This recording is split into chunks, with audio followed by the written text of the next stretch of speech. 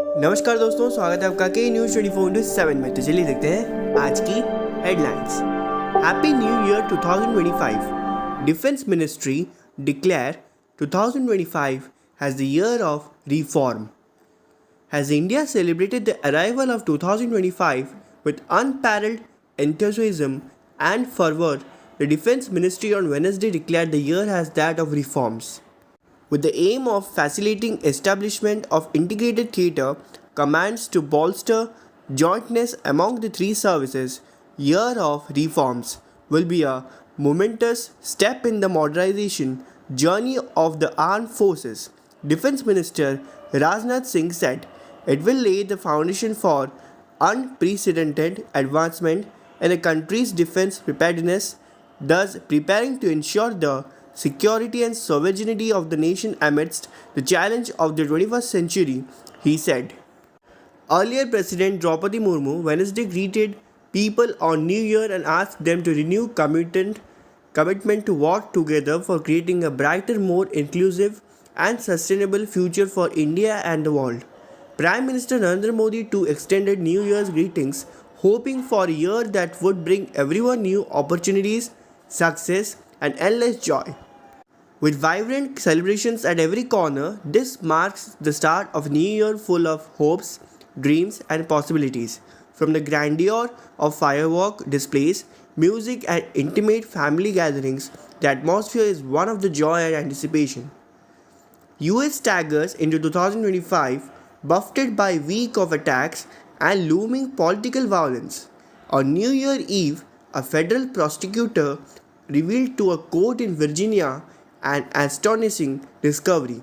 She disclosed a legal document that last month FBI agents acting on an informant tip-off searched a property in Isle of Wight, a country named after the island in the English Channel, often described as rustic and quaint.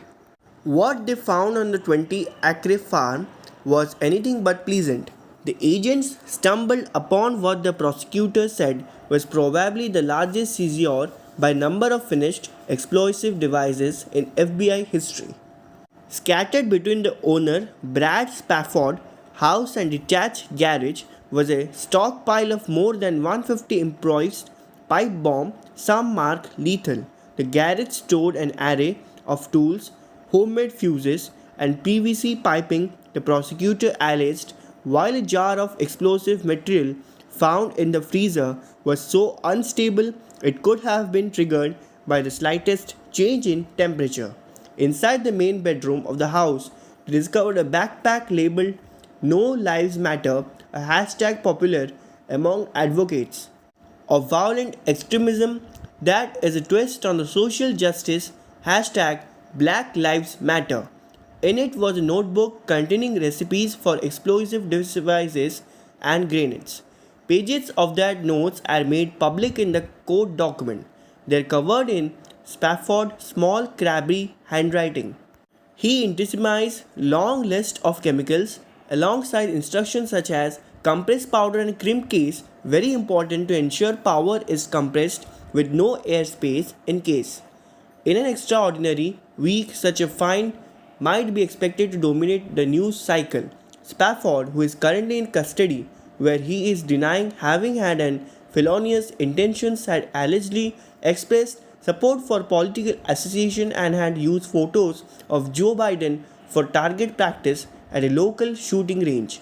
But within 24 hours of the prosecutor's jaw-dropping revelations, the Virginian stockpile of pipe bombs was shunted aside into relative obscurity. As New Year's Day opened, Americans were given a brutal and distressing introduction to 2025.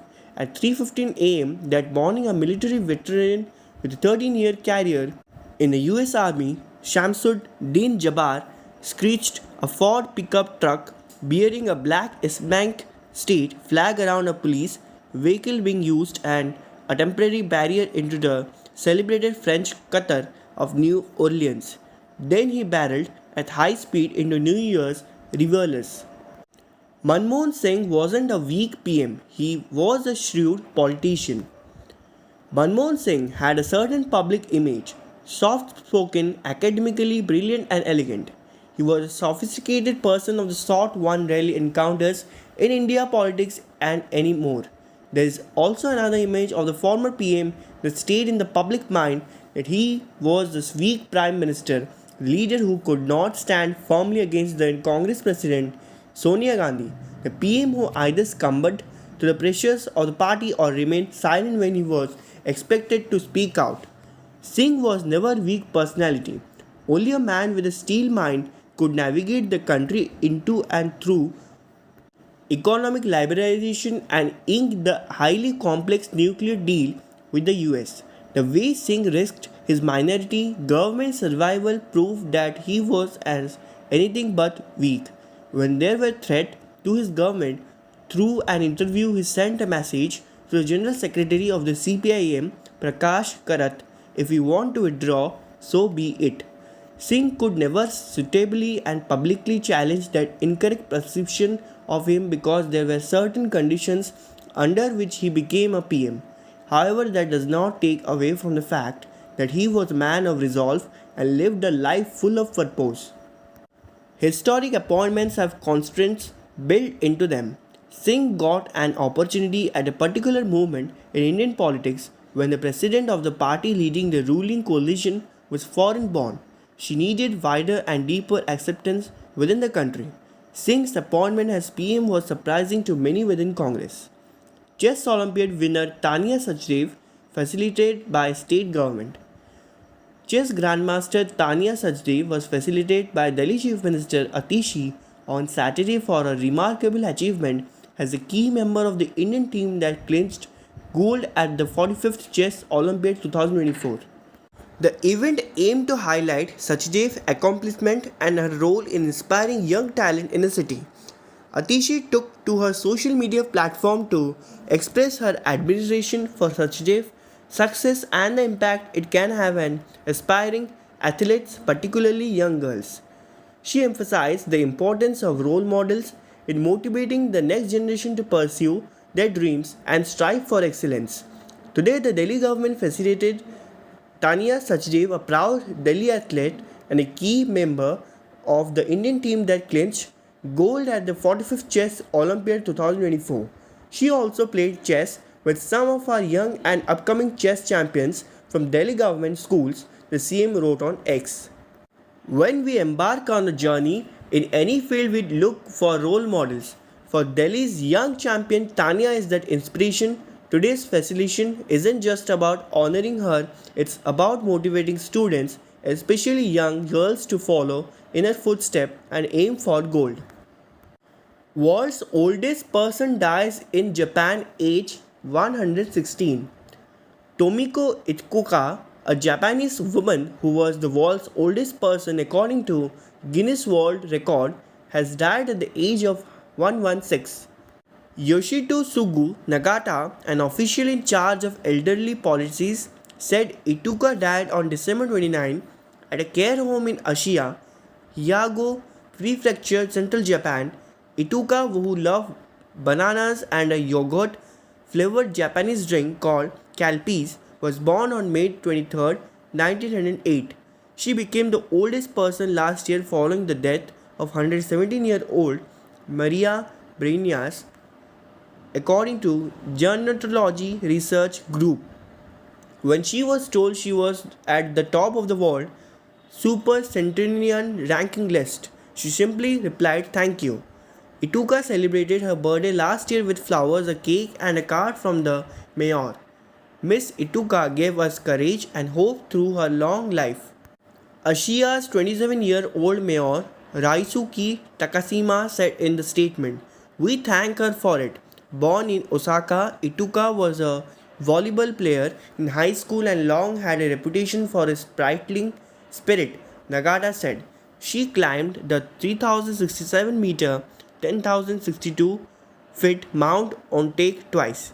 She married at 20 and had 2 daughters and 2 sons, according to Guinness. Ituka managed the office of her husband's textile factory during World War II. State pension. Odisha hikes monthly social security pension to rupees 3,500 from rupees 1,500. Key details here. The Odisha government has recently increased the monthly pension for elderly individuals and persons with disabilities to rupees 3,500 per month, up from previous amount of rupees 1,500. Chief Minister Mohan Charan Maji, who also served as the Minister of Finance, introduced this proposal in the maiden budget presented in the Assembly. The increase in allowance will apply to social security schemes such as the Madhu Babu Pension Yojana and the National Social Assistance Program. A total allocation of Rs 7,600 crore has been set aside for the pension scheme. As part of fulfilling a promise made in the BJP manifesto, Maji explained in the initial phase the higher allowance will be provided to beneficiaries aged 80 and above, as well as those with a disability of 80% or higher. Moreover, Maji has introduced a new scheme named Jashoda with a budget of Rs 83 crore aimed at providing financial assistance to orphaned children. Maji had also allocated Rs 302 crore for the welfare of persons with disabilities and an additional of Rs 10 crore for enhancing accessibility to government buildings and infrastructure for disabled individuals. In addition, the state government will offer a subsidy of Rs 25,000 along with the central government's subsidy of Rs 30,000 for the installation of 1 kilowatt rooftop solar panels. The cabinet has decided to extend the Subhadra Yojana to include all eligible women until March 31, 2025. Eligible applicants who submit their application before the deadline will receive Rs 10,000 as the first two installment for the year of 2024. PM Modi's visit to Odisha for 18th Pravasi Bharatiya Divas, preparation and key highlights. Prime Minister Narendra Modi is set to visit Bhubaneswar, Odisha on January 8, 2025 for the 18th Pravasi Bharatiya Divas convention. This will mark his first visit to the state in 2025, and extensive preparations are underway to ensure the success of the event, which will bring together global members of the Indian diaspora. PM Modi will arrive at Bhubaneswar Airport from Visakhapatnam, Andhra Pradesh, aboard a special Indian Air Force aircraft. He is expected to arrive in the evening and will stay overnight at Raj Bhavan, Bhubaneswar. The next day, on January 9, he will attend the main event at Janta Maidan. His schedule includes attending the conversation for around 90 minutes before returning to the airport for his flight back to Delhi. The Pravasi Bharatiya Divas is an important event commemorating the return of Mahatma Gandhi to India from South Africa on January 9, 1915. It celebrates the achievements of the Indian diaspora and their role in India's development. Since 2003, the convention has been held to strengthen the connection between the overseas Indian community and the government. This biennial event fosters dialogue on global issues, and this year's theme, Diaspora's contribution to Vikshit Bharat, Develop India, aims to focus on the integral role of diaspora in India's progress. A key highlight of this year's PBD is the presence of President Christian Kala Kangalu of Trinidad and Tobago as the chief guest. The country is a member of CARICOM grouping, and the presence of the president of that nation underscores strengthening these ties between India and the Caribbean. Participation further enhances the significance of the convention on a global scale. Over 6 lakh farmers report 33% crop losses in Odisha. CM announced 291.59 crore aid. The Odisha government has announced a compensation package of 291.59 crore from State Disaster Response Fund (SDRF) to support farmers whose crops were damaged by unseasonal rain during the Kharif harvesting period between December 28 and 28. Chief Minister Mohan Charan Maji said that 6.66 lakh farmers, including 2.61 lakh covered under crop insurance, have reported more than 33% crop loss across 2.26 lakh hectares of land. This follows the government announcement a week ago that farmers affected by unseasonal rains would be identified by December 38 irrespective of crop insurance coverage. Maji added that the funds sourced from the SDRF will be distributed starting today through the direct beneficiary transfer DBT system to ensure timely and transparent relief for farmers who have transparent relief lost their crops. including paddy, vegetables, and beetle leaves. The unseasonal rain, which occurred in two phases between December 20 and December 28, have caused severe damage. Many fields were flooded, with grains sprouting due to prolonged exposure to water, rendering them suitable for sale. Farmers who were close to harvesting their crop have seen their yields destroyed, leading to substantial financial losses.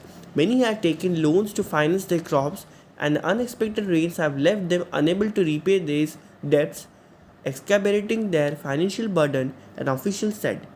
Maji conducted an extensive tour of Ganjam, Gajapati, and Nayagarh districts to assess the widespread crop damage. Other ministers too visited various rain-affected districts on December 29. ऐसे ही और news को जानने के लिए जुड़े रहिए के news 24/7 के साथ।